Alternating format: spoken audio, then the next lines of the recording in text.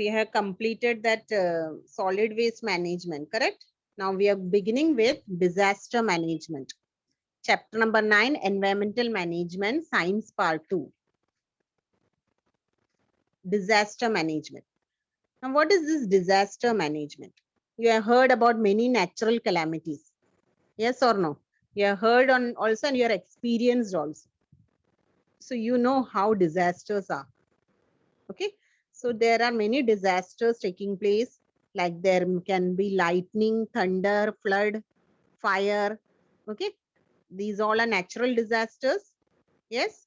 Even you might have heard about man-made disasters like accidents taking place, bomb explosions, chemical accidents in the industries.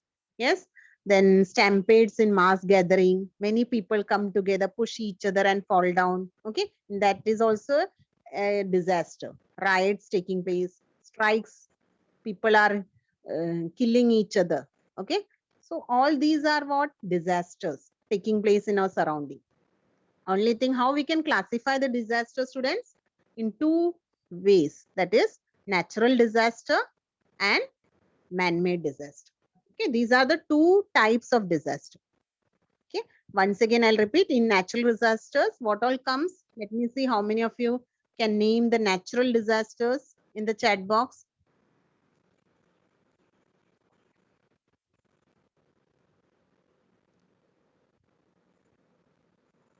Yes, volcanic eruption, earthquake, very good, Soumya. What else? Cyclone, very good, Chetna Sharma. Thunderbolt, very good, Glory. Storm, okay, Prachi. Tsunami, okay, Asta. So all these are natural disasters, correct? Okay, now give the names of some man-made disasters. Flood, very good, Soumya. Flood. Cyclone, earthquake. Is cyclone, earthquake man-made disaster? Bomb blast, very good, Aditi Durge. Okay, I'm asking now what? Man-made disaster. Accidents, very good, Vedant. Forest fire, okay, Asta. What else? Strikes, nuclear attacks, okay. Chemical explosion, very good, Ashwin. Okay. Grace Mente, flood, okay, fine. So flood is actually natural, huh? Not man-made. Okay, Grace. Okay. Building collapsing, very good, Asta. That is also man-made. Okay, sometimes what happens? Buildings also collapse, right? Pollution, okay, fine. So there are many disasters taking place. Global warming, okay, that is natural. So many disasters taking place in our surrounding, right? So what happens? It causes damage to life, damage to our property. Yes, nobody is happy with the disasters.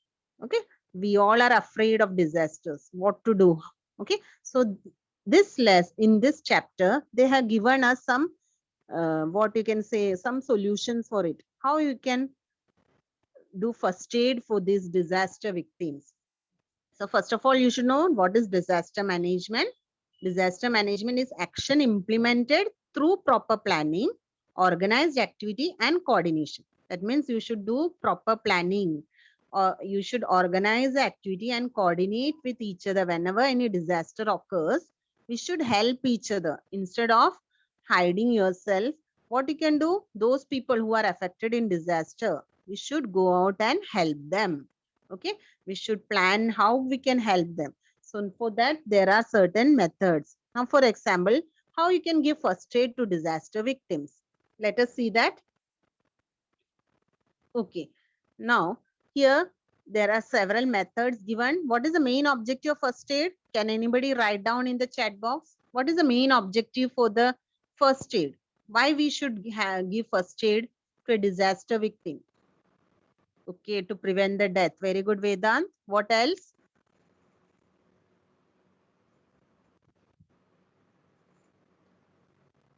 To save the life. Very good, Avdut. Okay, so these all are some of the objective of first aid. Why we should do it? Okay, it will help the person from the it will prevent the death, it will prevent the deterioration of health. That means what? The health will regain, health issues will that means what, they will have good health by helping them, right? Then starting the process of rehabilitation. Suppose if anybody has lost their house, okay, broken their house, some problem with shelter, okay, that problem we can solve it, okay, by giving them shelter in proper place. We can provide food to them if they are hungry, okay, they don't have the food to eat, okay, they don't have clothes to wear, okay, like that way many things are there, the basic needs are we need to provide them. So hence it is important to know about what emergency measures, or what we can call them as first aid practices. So we should follow the first aid practice. Now, which are the basic principles of first aid? That is ABC. What we call it as life and resuscitation. Life and resuscitation. In short form, you can call ABC. A stands for what, students? A stands for what? Anybody knows it? Airway. Very good. A stands for airway. B stands for what? Yes, Soumya, correct. B stands for what? Glory. Breathing. Very good. Breathing. That means airway, breathing, and C stands for circulation. Correct. Okay. So here Soumya and some of the students like Purva. Okay. So these all are students answered me. So what are the three basic principles of first aid? Airway method, breathing method, and circulation method. So let us go to the first method, that is airway method. So in airway method, suppose if the victim is having difficulty in breathing, respiration problem is there. Okay. So that time what we can do? We can keep the head should be held in a backward sloping position, or the chin should be raised so that the respiratory passage remains open. Okay. So in that way, we should hold the victim because there is breathing difficulty. So how the head should be? Head should be held in a which position? Backward sloping position. Okay. That time what happens? He can easily breathe. It will help him to breathe properly. Okay. He will be in subconscious uh, uh, state, no? So that time his chin should be raised up. We can raise his chin up. Okay. And that time what happens to the lungs? All the respiratory passage will open and the person can easily breathe. Correct? So next is breathing. For breathing, if breathing has stopped, suppose, what we can do, the victim should be given artificial ventilation by mouth to mouth resuscitation. Okay. So that way breathing can be given. You might have heard about ventilators and all. Okay. What is the use of ventilator? To supply the oxygen. Okay. Though patients, those who are having breathing problem, they are given this breathing using ventilators, or else what we can do, mouth to mouth resuscitation, that also can be done. So that way oxygen level, if it is low, it will become high. Okay. Next is circulation. Circulation. If the victim is unconscious, suppose there is no, the victim don't know where he is, he don't know anything and he is unconscious, but he is alive now, but he is unconscious. Okay. Behosh hona. In Hindi, you call na behosh hona. So if the victim is unconscious, then after giving mouth to mouth respiration twice, the heart should be pressed down hard by pressing the chest with both the palms. So both the palms you should use and press the chest properly so that that unconscious person, okay, whoever the victim is, okay, he can get. These two actions will help what? This action is called cardiopulmonary resuscitation. Okay, CPR. Okay, what will do? It will help in to bring circulation back to normal. Blood circulation will come to normal. So how many times we should do it? 15 times. Okay, so 15 times this can be done. These two actions should be repeated alternately. Okay, so in this way, airway method, breathing method, and circulation method. All the three methods can be used one after the other according to the situation. Okay, so if a person is having breathing problem, then airway method. Second method also can be used, artificial ventilation. Okay, whichever is possible at that time, that you can do. So these are the three basic principles of first aid, that is ABC method. Okay, along with this, if suppose any bleeding occurs, okay, so during accident and all, you might have seen the victim injured and we with a wound. Okay, lot of blood is coming out, there is bleeding. Okay, then the wound should be how it should be, it should be covered. You should stop that bleeding. So what you can use for this? Antiseptic pad. Okay, there is an antiseptic pad available from the medical shop also, you can get it, and apply pressure within 5 minutes with your thumb or with your palm. You can stop the bleeding. Okay, that is one, that is also a first aid given to a disaster victim. Now what about fracture or impact on vertebra? If there's fracture, if any of the bone is fractured, what is essential at that time? The fractured part, will you move it, or will you keep it still, immobilize it or mobile it? Okay, what we should do, students? Should be calm. Yes, Soumya. What else? Keep it still. That means no movement should be done. Okay, in that hand or leg, wherever. Suppose a hand is fractured, it should be immobilized. That means what? No movement should be given to that hand, that bone. So it can be done with the help of, how you can do that? With the help of wooden ruler. You are having wooden ruler or stick or rods, you can use that and tie that hand, okay, to that. If there is an impact on the back of vertebral column, what we can do? The patient should be kept immobile on a firm stretcher. How many of you have seen stretcher? Though in hospitals and all, the stretchers are available. Okay, so in that, the patient should be kept immobile.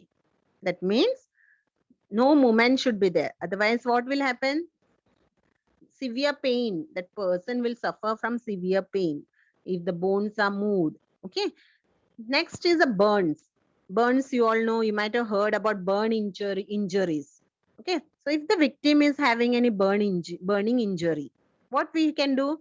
We have to hold the injured part under clean and cold flowing water for at least 10 minutes. Okay, it is the best method.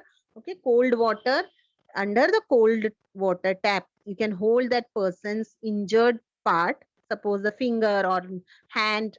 Okay, sometimes happens, no, burning injuries happen. So 10 minutes you can keep the cold water, flowing cold water, okay, in your leg or in your hand, and what it will do, it will soothe the burning sensation. Okay, then you can take to the doctor. Okay, all these are first aid steps. Okay, it will not cure the person, but it will only reduce the pain of that person. Okay, so during bleeding, during fracture, during burns, or during any other disaster occurring, that time, all these are the different first aids which we can give to the disaster victims. I hope all of you understood all these things. So how we can do this? By proper planning, organized activity. Yes. What else we can do? There should be coordination among all the people. Okay, then only it will work. Okay, so it includes what all things? You can prevent the losses and danger, right? You can improve tolerance. You can provide relief from disaster, minimizing the intensity and extent of harm. You can prepare to face the disaster. Okay, these all are the importance of disaster management. Then what else you can do? Immediate action in the disaster situation. Immediate action, don't think and stand there. Okay, instead of that, what you have to do? Immediate action. Then assessment of damages and intensity of the disaster. Okay, you can assess how much damage occurred in that particular to that particular person. Okay, that place. Okay, that all assessment can be done. Arrangement for rescue work can help, rescue operations. Okay, now recently we had a flood in Maharashtra, so that time what was done, especially in some of the places, okay, lot of damages occurred, so immediate rescue operation was done. Okay, many people help, they came from different parts of the country, they helped. Okay, and in that way people were saved, okay, from drowning and all. the things, those who lost their things, they got some help from the government. Okay, like that way, that is called as rescuer.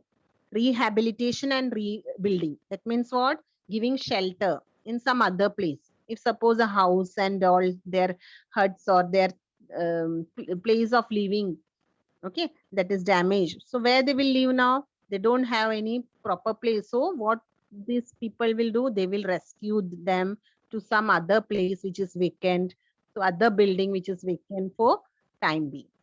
Okay, Soumya, I hope you understood what is rehabilitation. Okay, changing the place of living, giving shelter in some other place. Okay, I hope all of you understood this part very well. Okay.